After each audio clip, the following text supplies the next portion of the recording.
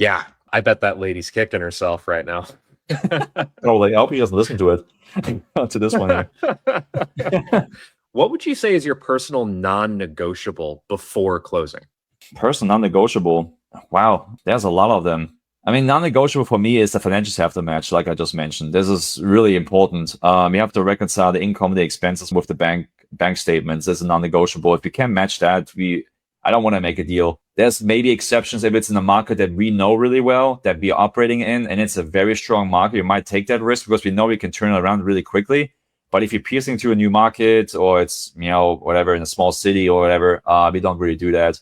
Anything else that stands out is like a mobile homes that we would buy as a park-run home. If they don't have titles to them, that can be a nightmare because they act as like vehicles. Like if you lose your title on a vehicle, you can go for like a lost title process. That's fine. But you can't really do that if you don't own the home. You can't really prove ownership. And if the owner of the mobile home park at that point, if they don't have it either, there's usually a big red flag. It got lost somewhere. They can't really prove ownership either.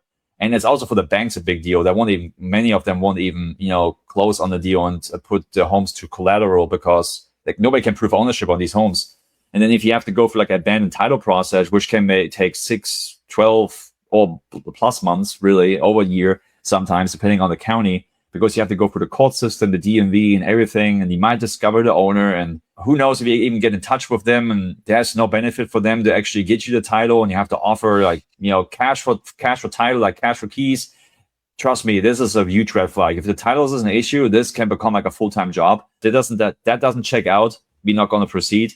This is actually the number one thing that we check before we even get under contract, or even if we get under contract, this is the first thing we check on due diligence if all titles are there. Of course, we ask the question before we get under contract, and we might get it like, yeah, sure, we have it, but then we actually want to see it. And if that doesn't check out, we don't even continue due diligence because it will kill the deal on the lender level, and operationally, it will be just a nightmare. So those things we really check for really, really deeply. And there's many others, but this is the first one we always checking on because I can kill deals so quickly.